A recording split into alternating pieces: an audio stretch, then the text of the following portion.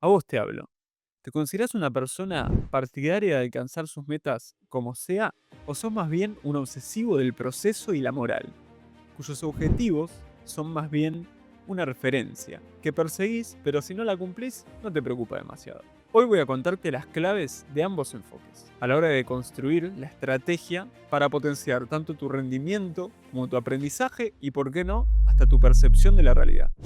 Por un lado veremos el orientado a resultados y por el otro orientado a los procesos, los cuales vamos a comparar y así adquirir las herramientas necesarias para poder aplicar, transferir o extrapolar a las distintas áreas de interés que tengas, que pueden ser múltiples, no limitándonos solamente al deporte. Como dije, si bien no me interesa hablar de Riquelme ni de mundiales, sí quiero explicar brevemente por qué tomo a Bielsa y a Bilardo como íconos para cada enfoque. En Argentina, sin darnos cuenta desde que somos chicos, se nos inculca una serie de valores en común, pero llega un punto que hay una bifurcación marcada que se acentúa y se expresa mucho más en los deportes. De ahí viene eso de, si querés conocer a alguien realmente, fíjate cómo es en entornos competitivos. En ese duelo, blanco o negro. ¿Lo único que importa es el resultado o con esforzarme basta? Eso mismo vamos a analizar en este video, así que agárrate fuerte que arrancamos. Bien, lo primero que quiero es que entendamos los conceptos de proceso y resultado. Para esto, me influencié en varios modelos provenientes de la ingeniería, de los sistemas, de la psicología y hasta del rendimiento deportivo. Pero en sí lo que hay que saber es que tenemos tres elementos. Los recursos, que sería lo que se invierte, los participantes de ese proceso en el que interactúan las distintas partes. Luego, si bien solemos estar de acuerdo que el proceso es la interacción de las estrategias, el conjunto de sucesos, todo aquello que termina desencadenando el resultado, la gran disyuntiva acá suele ser ¿a qué le llamamos resultado? ¿Solo al marcador final del partido y a la repartición de premios? ¿Al nivel de ventas de una empresa a fin de mes? ¿Aprobar? ¿O es en realidad la consecuencia de una serie de hechos, contexto y acciones que requieren un análisis mucho más profundo y multifactorial que simplemente un gané o perdí? Entendiendo que la incertidumbre es un jugador clave adicional, ya sea en formato de suerte, de condiciones climáticas, accidentes, entre otros. Ambas miradas serían válidas, pero a fines de comprender vamos a ir un poco más hacia los extremos.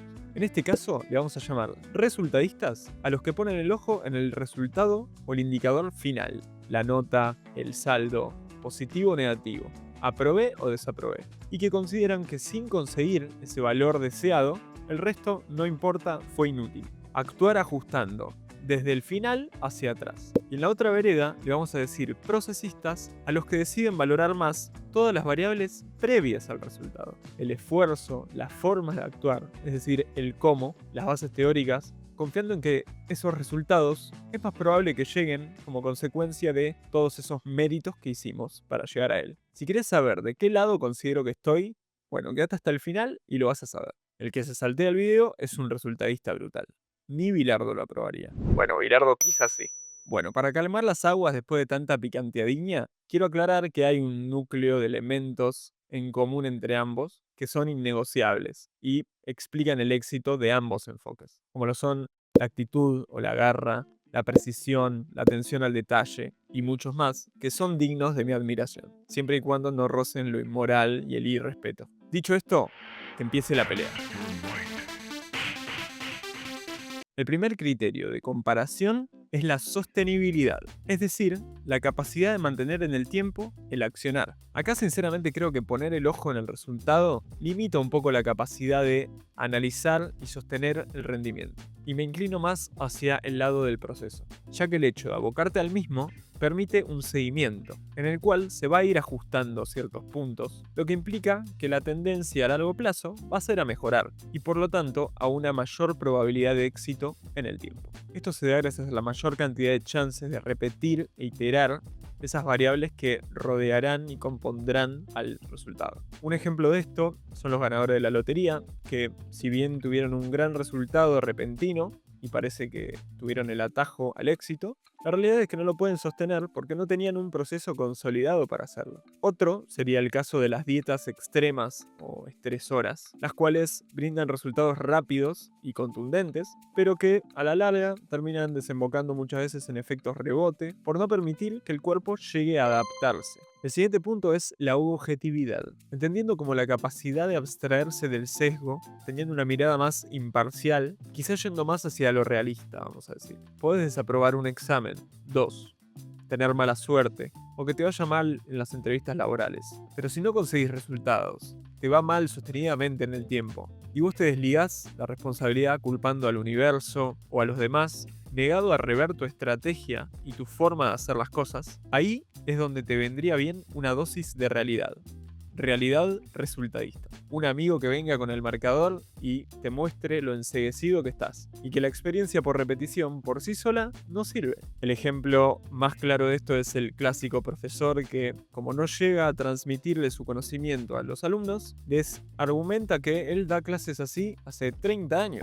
Lo cual en realidad termina evidenciando que nunca se adaptó ni se actualizó. Otro muy común es el de los opinólogos que juzgan y cuestionan las estrategias de los demás en cualquier área, y cuando te pones a pensarlo, ellos no tienen los resultados que deberían tener según lo que predican. Ahora la que sigue es la capacidad de síntesis, la cual evidencia las prioridades jerarquizando variables, para ocuparse así de lo más vital, no más, previniendo el trabajo excesivamente duro y alentando a tener una mirada más hacia el trabajo inteligente, que tiende a ser más eficiente. Acá es donde creo que es mucho más útil, habiendo analizado el entorno, pensar en esos elementos que al final del día son los que vamos a usar para tomar decisiones. Por ejemplo, yo quiero mejorar mi composición física, o sea, la relación músculo-grasa, y cuento calorías, cuento gramos de proteína diarios, me peso cada 3 horas, le pido feedback a las personas, y por el otro lado, la evolución real del resultado de algún estudio en comparación al anterior. Es a partir de esto último donde puedo empezar a analizar lo demás, buscar causas y hacer un buen análisis. Así que en este caso, punto para el narigón. Ese narigón no. Si te viene cebando el video y sentís que te aporta, suscríbete, dale like, campanita. No pongas triste al Inge. Bueno, bien. Ahora quiero hablarte de salud mental y gestión del estrés. Para este punto quiero contarte un experimento que muestra Josh Waitzkin en su libro El arte de aprender, en el cual dos grupos de niños tienen que hacer un examen sorpresa. Al primero le dicen que el examen va a ser de suma utilidad para su futuro, mientras que al segundo le dicen que el castigo o el premio que reciban va a venir de la nota que se saquen. ¿Qué pasó? Que el desempeño del primer grupo fue mucho mayor, y una forma de interpretar esto quizás sea que el procesismo aporta una visión mucho más sana de la realidad, ya que el resultado supone una parte de incertidumbre, es decir, algo que no podemos controlar del todo, por lo que no vale la pena sufrir, como predican el budismo o el estoicismo, que sostienen la bandera de la paciencia y de hacer aquello que está dentro de nuestras posibilidades sin preocuparnos demasiado por lo que no. Ahora, por último, vamos con el punto más importante que desempata el marcador sobre la hora. Vamos a hablar de valores y educación. Acá quiero referir a un concepto difundido en lo que es el aprendizaje y la educación, como lo es la mentalidad fija y la de crecimiento, también asociados a los tipos de inteligencia, siendo la fija la teoría antigua asociada a los IQ, es decir, la creencia de que las personas tienen cierto nivel fijo de inteligencia con el que nacen y que no lo pueden cambiar, también llamado talento. Y que por el otro lado está la teoría del crecimiento, que dice que las personas tienen un potencial de desarrollo que, al igual que un músculo, es sumamente entrenable y que no es única ni uniforme, y hay múltiples tipos y expresiones de la misma, que depende de varios factores que les voy a dejar en la descripción por si les interesa profundizar más en el tema. Acá quiero referir a un concepto difundido en lo que es el aprendizaje y la educación. En este caso, lógicamente asociaremos al resultadismo a la fija y al procesismo a la de crecimiento.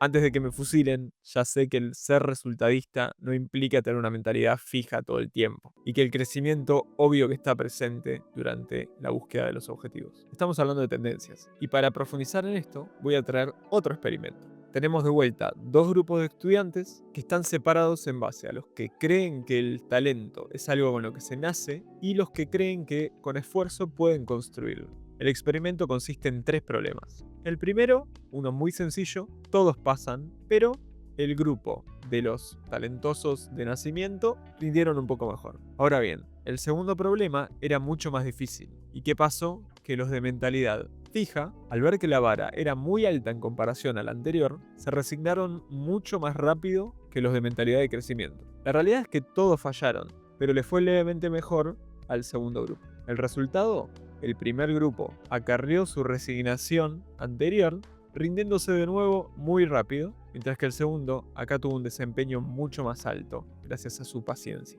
¿Cuál es la conclusión, en mi opinión? Que la confianza que viene solo de resultados rápidos es frágil, se destruye rápido, mientras que la del proceso sostenido y continuo se forja, es resiliente a los tropezones. Una lección más en el camino. Es por esto que se aconseja que para promover estos mindsets en la juventud, los adultos aprecien más el esfuerzo y el cómo, señalando los detalles independientemente de la nota. Preguntarles su visión, que entiendan que no son Dios cuando ganan y que tampoco son unos fracasados si pierden. Porque así es como se construye una mentalidad en el subconsciente del estudiante, que promueve la honestidad en las malas, porque ya no tiene que ocultar una mala nota, porque no es más que eso, un paso más. Y la humildad en las buenas. Obvio que hay que disfrutar las victorias como corresponde. El ejemplo más claro y doloroso es que cuando un estudiante se copia, pero aprueba, muchas veces es menos castigado que el que se quedó a medias, pero a base de sus propios recursos. ¿A cuál se suele castigar y a cuál se suele premiar?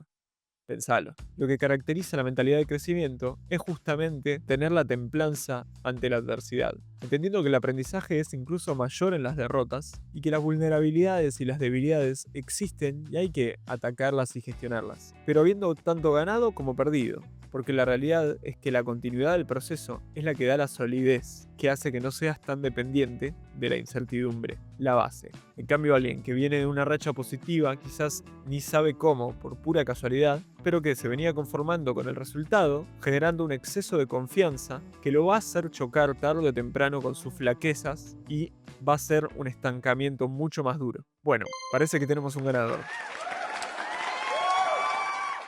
Para concluir, quiero que resumamos los puntos clave que nos dejó esta contienda. El resultadismo es vital. Aporta objetividad, realismo, define prioridades, aporta un nivel de conciencia y un estado de alerta imparcial al proceso, evitando y previniendo la inercialidad, seguir actuando por costumbre. Pero a la vez, los resultados no son evidencia suficiente para decir que estamos haciendo las cosas bien. El azar existe y no ponderar lo que está escondido detrás de ese resultado te priva de lo más valioso y de las mayores probabilidades de mejorar el rendimiento. Esto es mucho más claro en evaluaciones largas o en competiciones de individuos, en las cuales la suerte tiene un rol mucho menos significativo y se empodera mucho más el mérito de todo lo que se complementa para llegar a ese éxito. Para cerrar, honestamente, considero mucho más interesante la visión del proceso en la gran mayoría de aspectos de la vida. El hecho de tener un viejo bielcista y ser ingeniero de procesos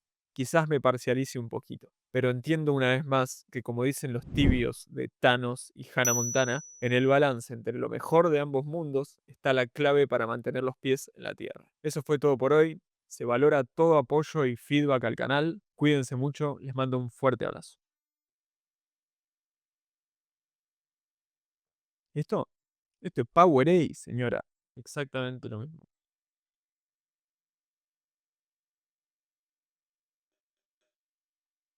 ¿Puedo ir la toma?